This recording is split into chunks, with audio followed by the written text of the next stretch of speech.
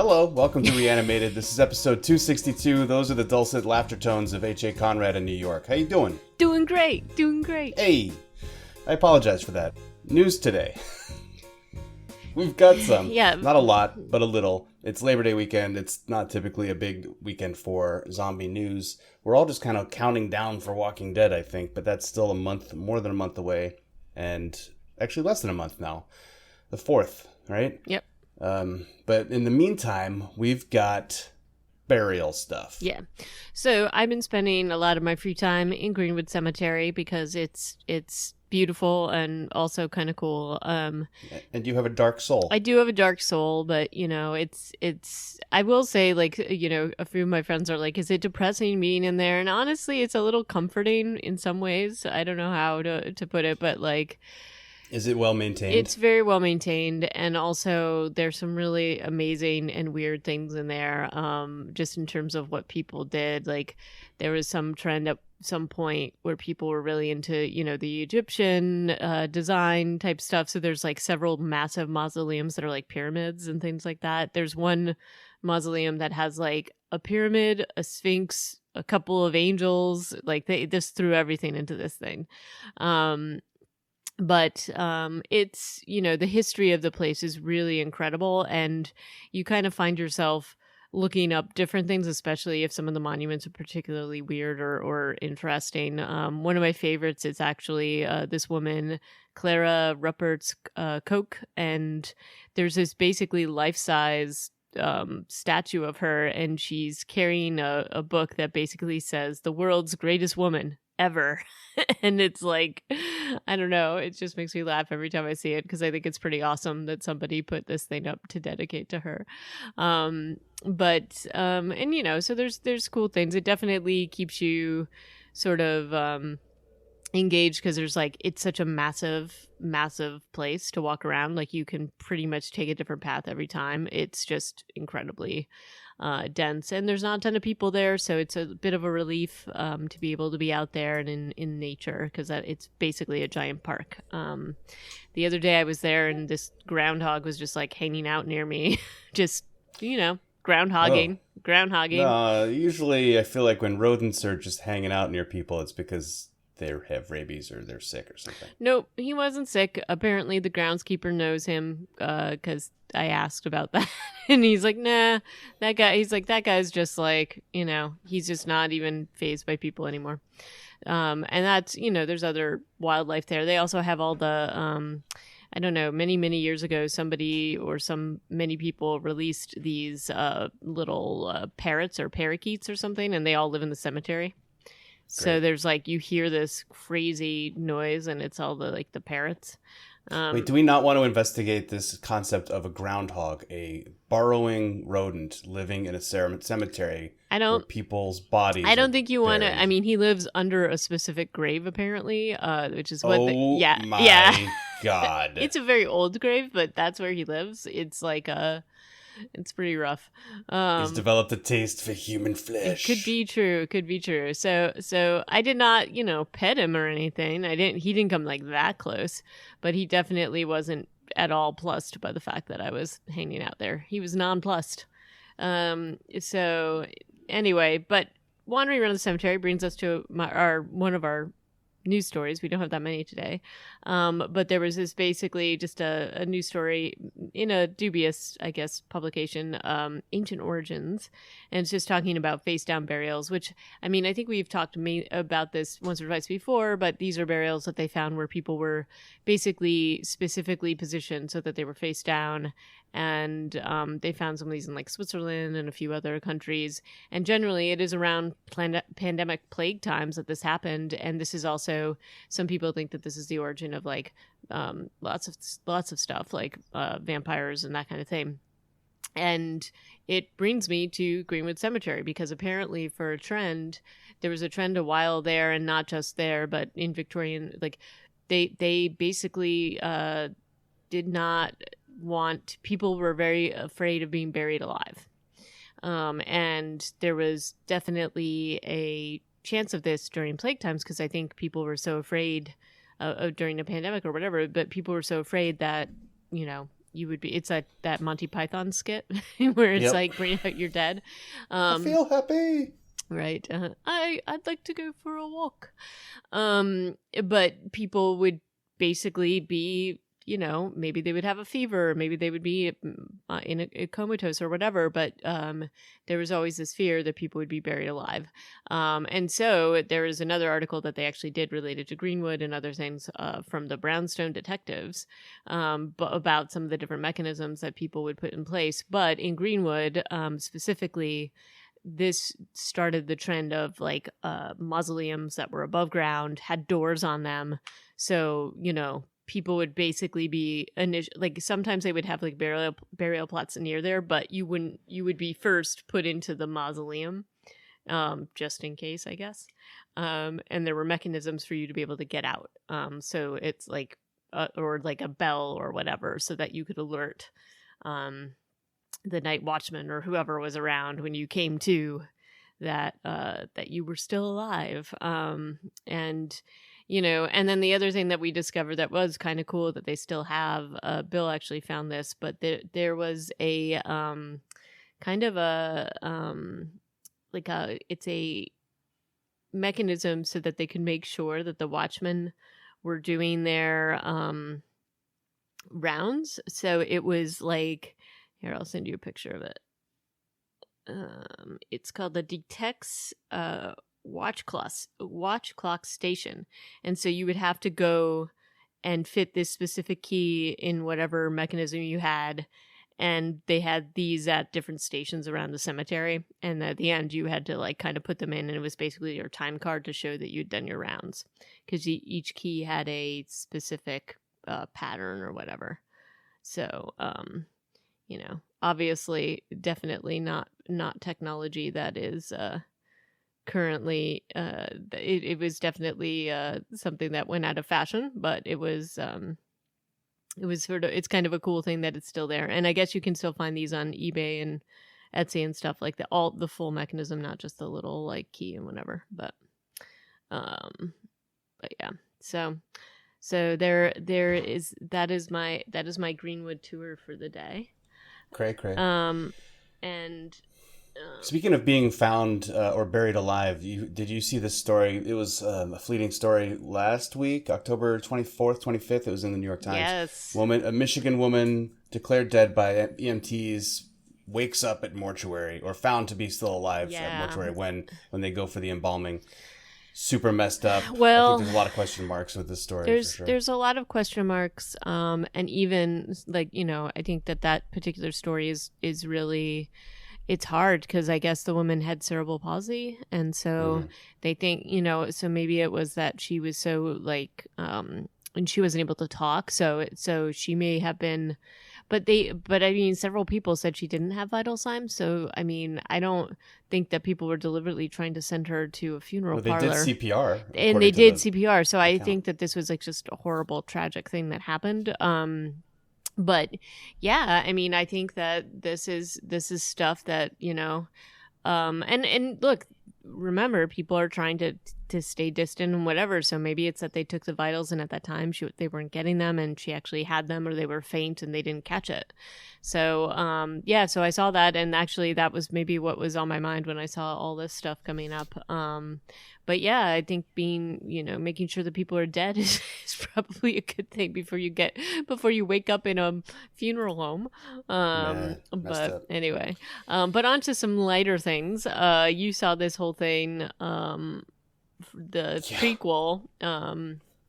This is an example of Netflix doubling down before something has even come out. I mean, they're putting a lot of faith in Zack Snyder's upcoming Army of the Dead in the form of a prequel anime series, which they've already basically signed up for.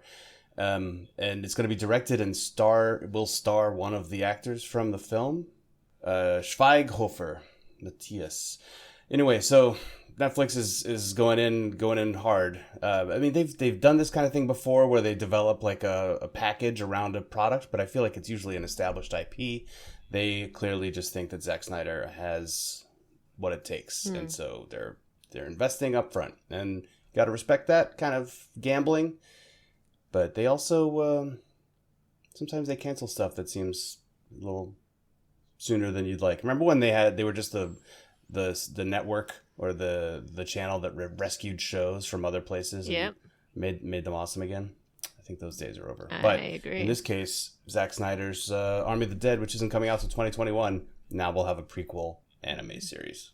That's cool. Yep. And you threw some things in the show notes about a couple other things that just popped up. Oh, yeah. I haven't started watching The Boys season 2 yet. Bill is sort of like, I don't know that I want to do that, so I may have to do that on my own. And then Raised by Wolves looks kind of interesting. I mean, it's a Ridley Scott production, correct? So that's kind of cool. Yeah, the production value just looks really good on that, and they dropped 3 episodes recently in the last few days. Same with The Boys. They dropped 3 episodes, and then it's going to be an every Friday sort of release schedule. So you can't binge it up front, but I don't think it's going to disappoint. It's already been. I started watching the first and the second episode. Oh, and and it's great. I should take that back a little bit. So the first couple episodes of Raised by Wolves, directed by Ridley Scott, but he's also the executive producer for the show.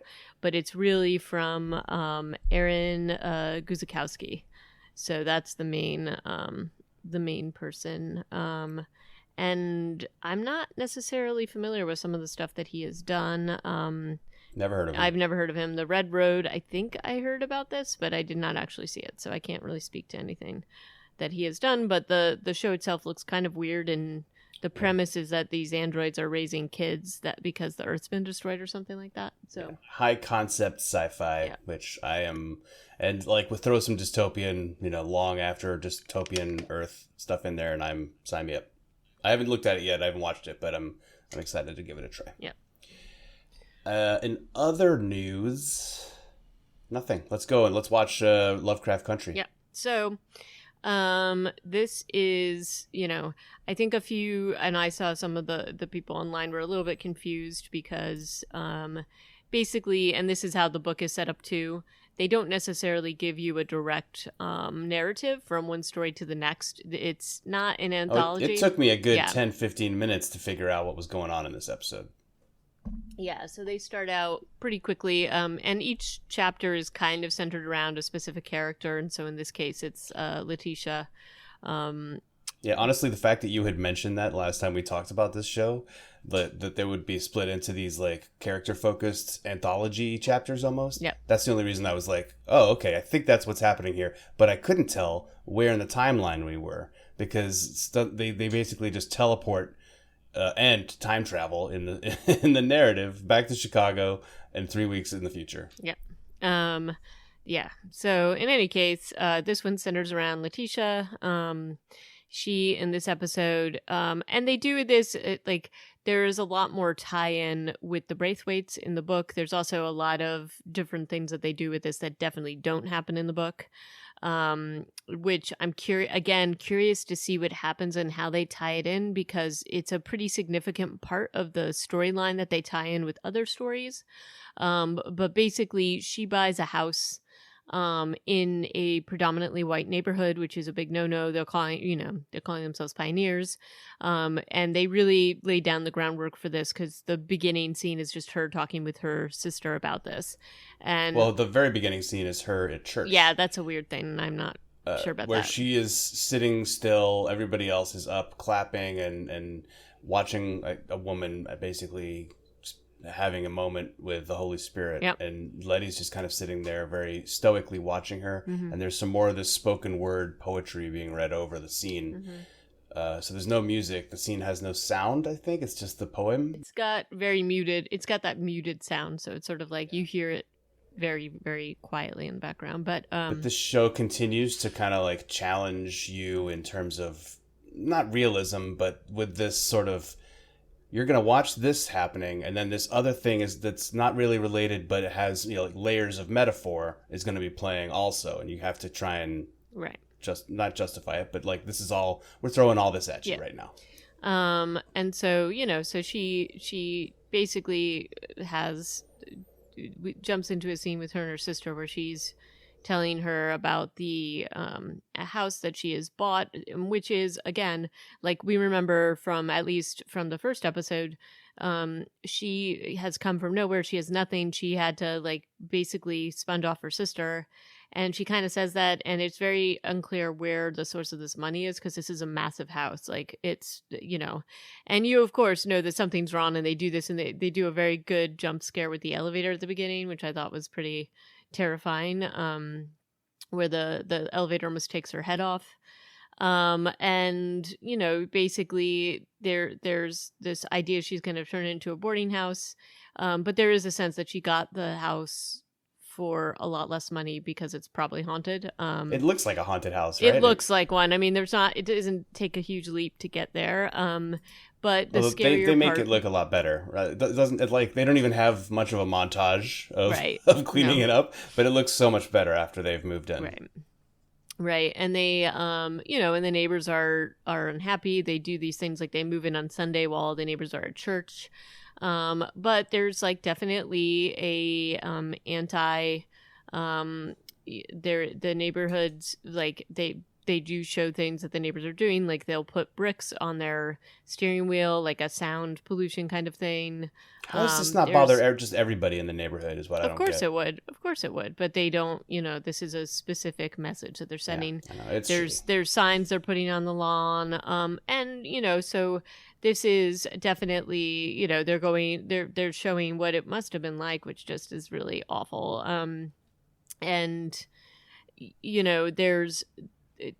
There is this, especially so Leticia is moving in here. Her sister reluctantly moves in, but there's also a lot of like fear from her friends and family who are coming in here, who are scared of what this might mean because they know that this behavior is dangerous to them, and they know that they are pioneers basically.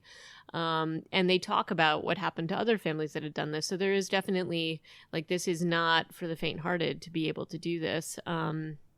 And, Leticia's definitely showing that she is the leader in terms of trying to I think maybe she's just been through the ringer, and she's trying to strike out and do something different. And so she's definitely trying to show that she's not scared, even though she may be, and she stands up to these bullies basically. And the interesting thing is that Tick was supposed to leave town, and when he sees what she and her sister are going to contend with, agrees to stay for a bit. He talks about his job, and like having told his boss that he was going to be back in a few days, and that must be his job that he had in Florida or wherever he was coming from on the bus.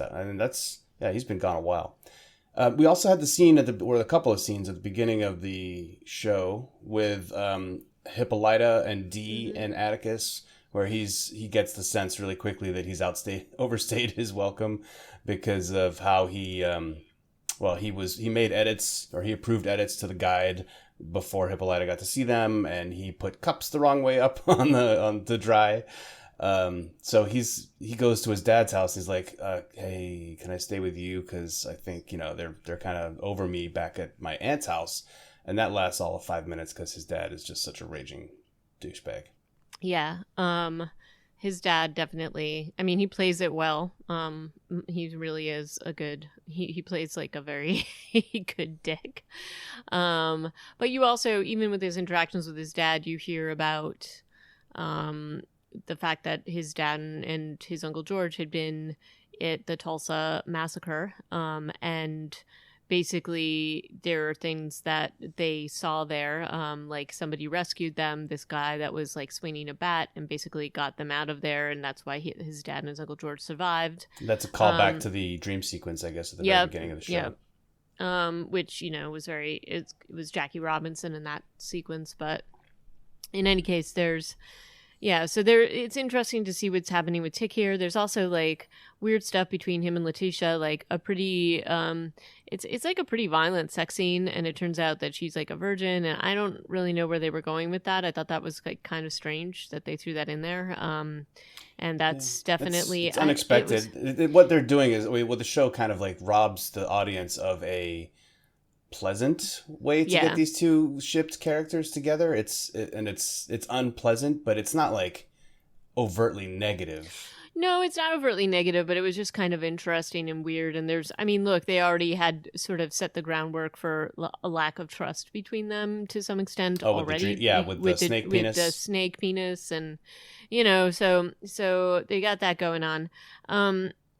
I think that it's definitely the differences in terms of what the book did and what this does here is that as they're figuring out, they mentioned several times the history of the house, and that there were, and they do this immediately in the beginning, that there's like sort of like a text that says there was like in this year there were 8 Black people that disappeared. And then this is Leticia sort of tracking down the history of the house and finds out that it had belonged to basically one of the members of Adam. And he was a scientist who was basically doing, she doesn't know this for sure, but the rumors were that he was doing human experimentation, and that these people that were missing were probably victims of that. And because we've had all these little scenes and like weird ghost scenes, right? Where one of the first mornings she's at the house when the horns are still honking, she wakes up and there's like disembodied arms pulling the sheets off of her, and there's that woman's face next to the bed. It's pretty rough. Like, yeah, it's daylight, so you're, or it's morning, and I'm like, this is an odd time of day for a ghost to be doing this kind of stuff, right? I mean, or to me, at least that stuff happens in the middle of the night, not like in broad daylight. But I thought it was really cool, just the way that scene unfolded, and then she finds that her radiator's on and goes downstairs because she is a boss. She just goes downstairs to take care of it. I mean, sometimes she calls in reinforcements. Yeah, but I will tell you, there's a few different things in here. Like, I would not be going down into that basement, man. That basement like, that basement's terrifying. Busy, and that furnace is like, it puts the one from Home Alone to shame. If you remember that, that Macaulay Culkin was so scared of his furnace. That one is a octopus from the devil. Yeah, so totally. She goes down and takes care of business, and then when the thumping and the trapdoor banging and the voices happen, she does lose her cool and runs a little bit, as one would. Runs to get some help. Like, one of the reassuring things about this house and the way that she set it up is that it is full of people, at least at first. It's full of boarders and lodgers and people like artists, and Ruby's there too, her sister, even though and none of it really works out because after the party, things go south. Yeah. And this party looks like a lot of fun. I will say, like, the housewarming party they do, the colors, the way that it's filmed looks like a damn good party. Like the music, everything's good. This party a live band. Yeah, they got a whole live band. They have all the dancing, but like the way this is filmed, it's like, I'd love to go to that party. Sure. It was fun. And they have all this food, and they have there is like, there's definitely moments where like clearly whatever's going on in the house, and it tends to be when people are alone. So there's one scene with the kids and the Ouija board, and this is George's daughter, and that's kind of creepy. These scenes are weird though. I mean, it's a kid Ouija board scene in the basement, and they're clearly getting told nasty stuff by spirits, you assume, probably Epstein.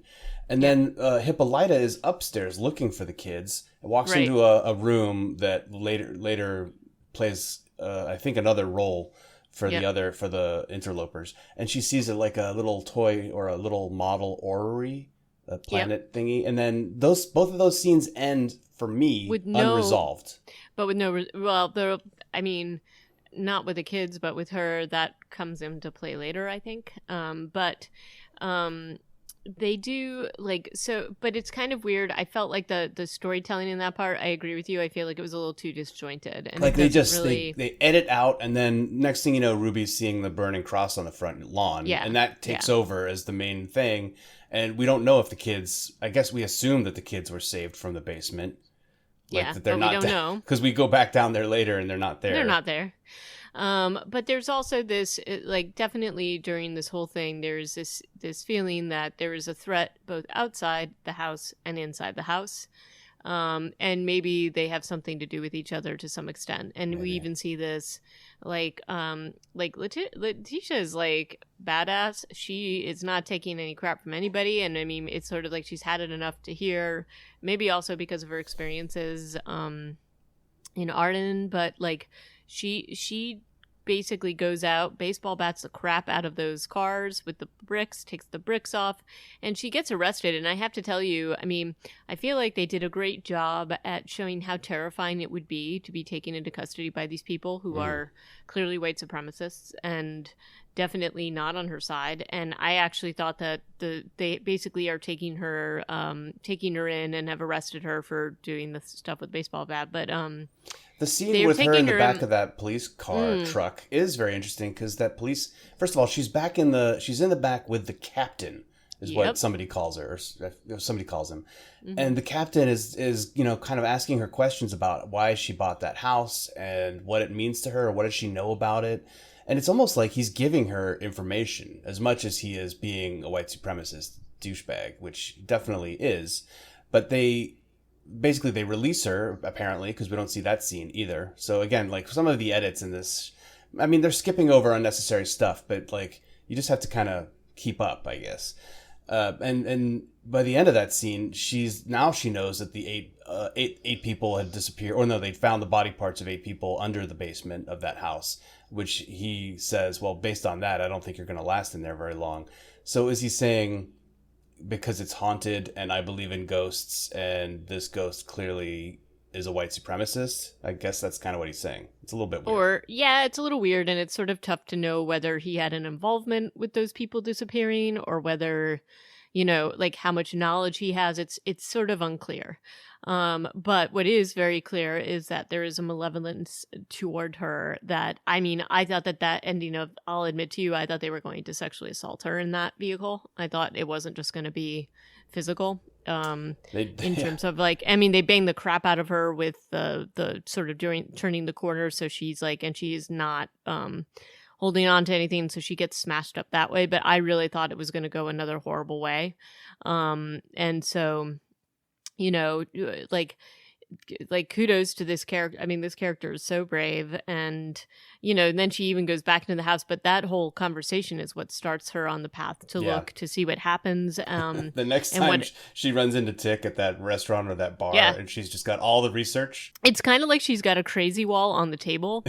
Totally. Like, I mean, that's what I was thinking. I'm like, oh, you got a crazy wall going on in that coffee shop. But before they even get to that scene, she has like a falling out with Ruby, her sister, because she lets it drop that she came into an inheritance, which was from Mama, and Ruby's her sister, and she never even came back from Mama's funeral, and they never heard of, like, Ruby and Marvin never heard anything about this money.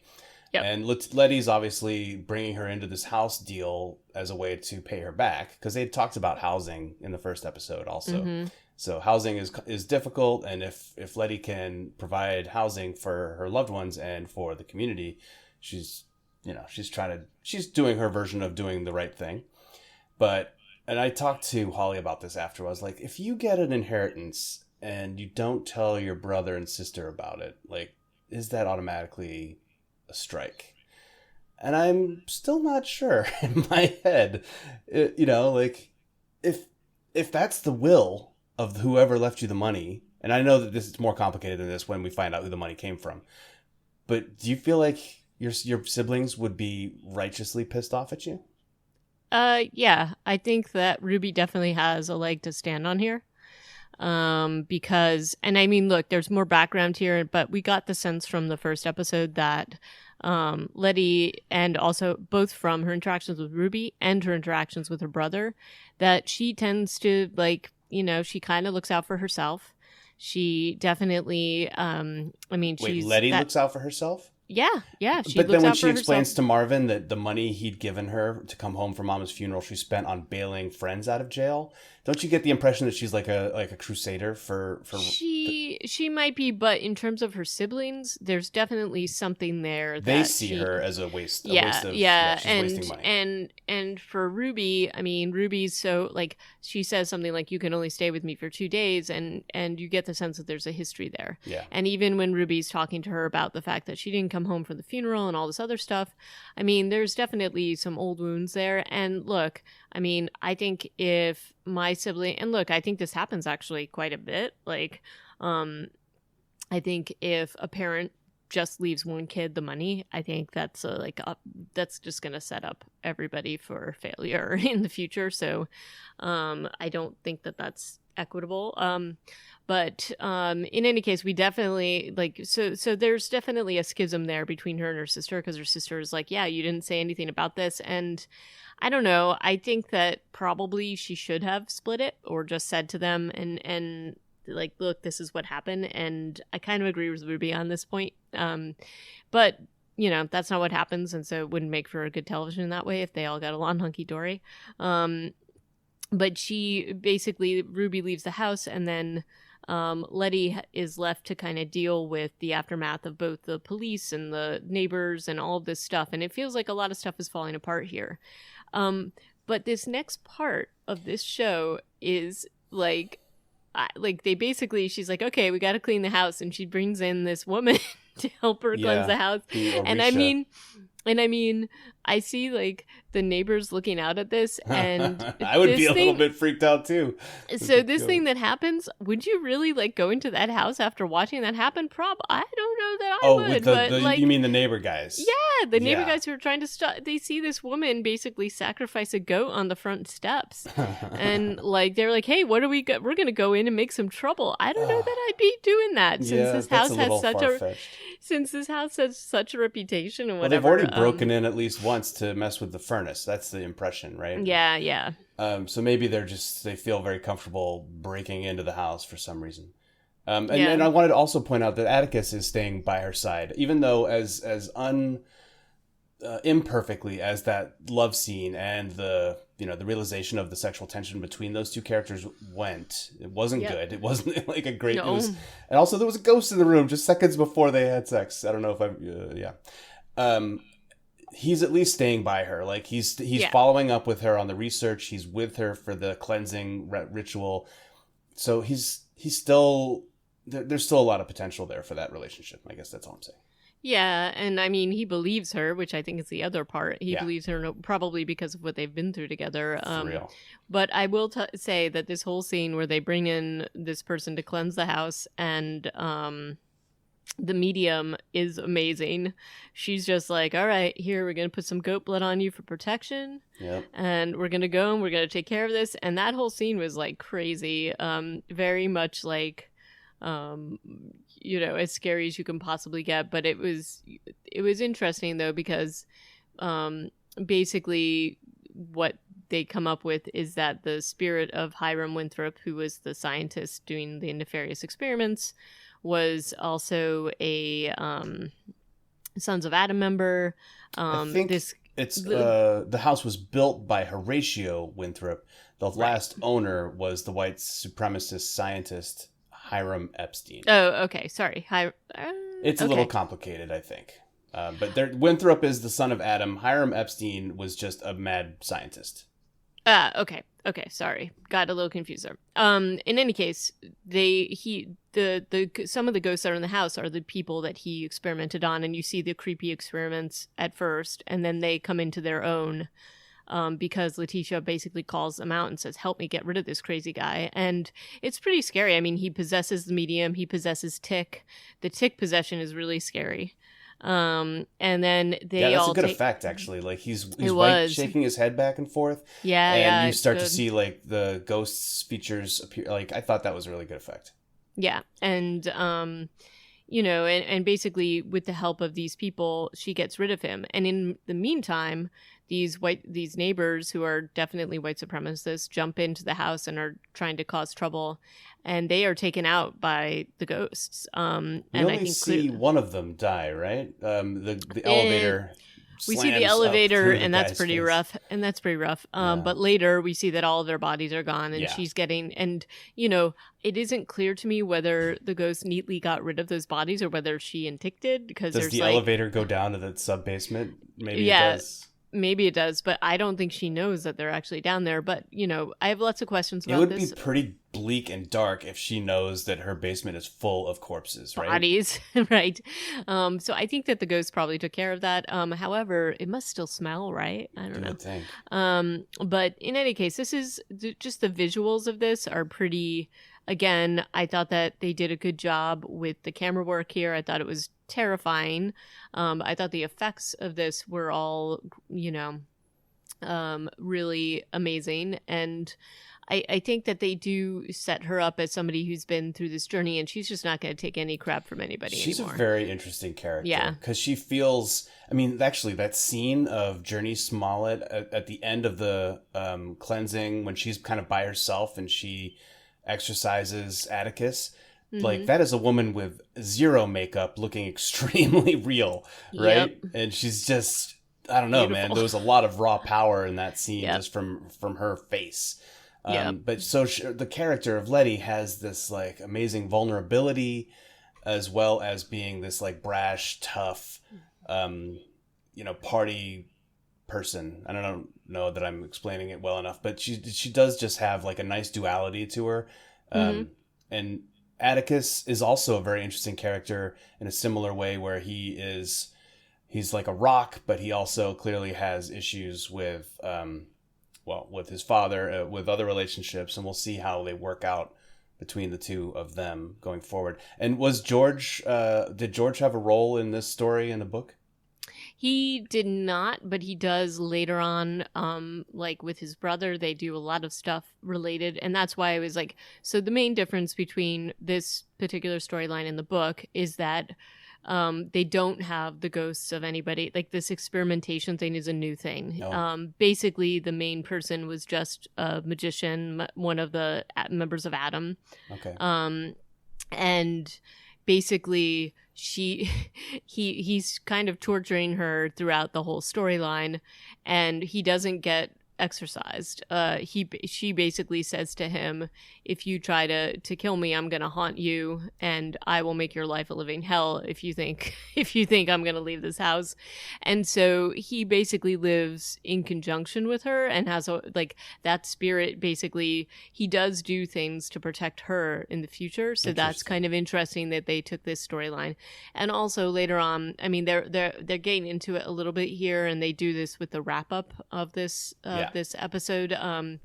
So this is sort of in line with that, but it turns out that her inheritance, as well as the sale of the house, was actually orchestrated by Christina Braithwaite. And she is.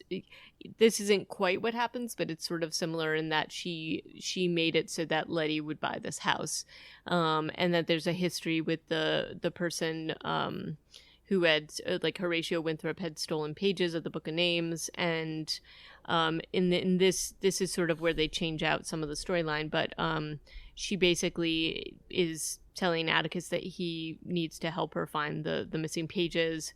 So she has a reason for wanting Leti in the house. She still wants some involvement with Atticus and has some ideas and plans for him, and he's kind of pissed about it. Well, he tries to kill her.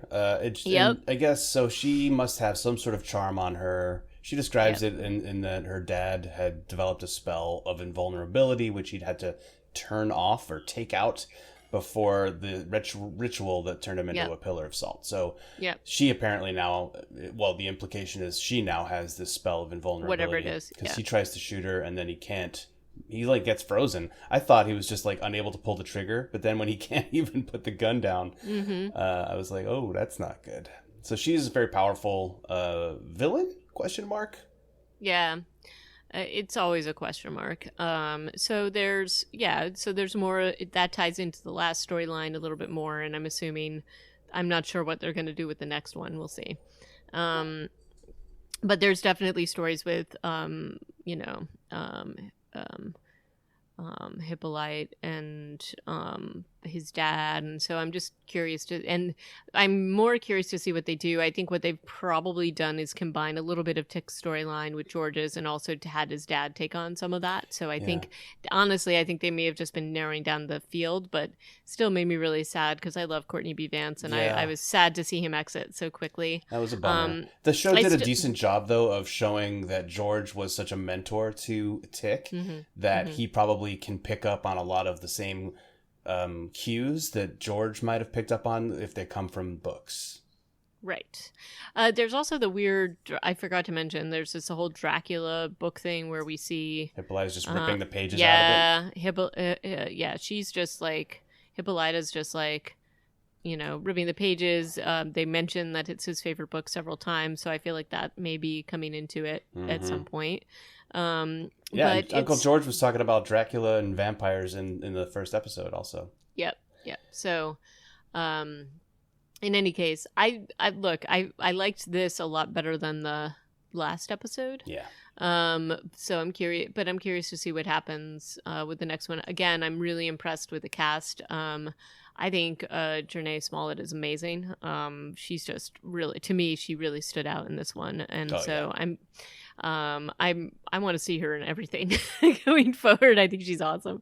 So in Birds of Prey, she was good, but that movie was, it wasn't like art, which it was. Sorry, not to get into that argument, but this just feels like a higher level. Yep. So I think that's all I have to say about it. But if we hope that everybody else is enjoying this series as we are, and if you have anything to talk about, if you want to say what you think about this particular episode, feel free to drop us a line on the Twitters, Reanimated PCast, or on our site, reanimatedpodcast.com, or you can send us a Gmails at reanimatedpodcast@gmail.com. And thank you for listening. And anything else to add while we're at it? No, ma'am. That's about it. And we will pick this up again next time with episode 4, which will be coming up. Well, it's tonight, but we'll talk about it on next week or whatever. Awesome. Yeah. So until next time, ciao. Bye now.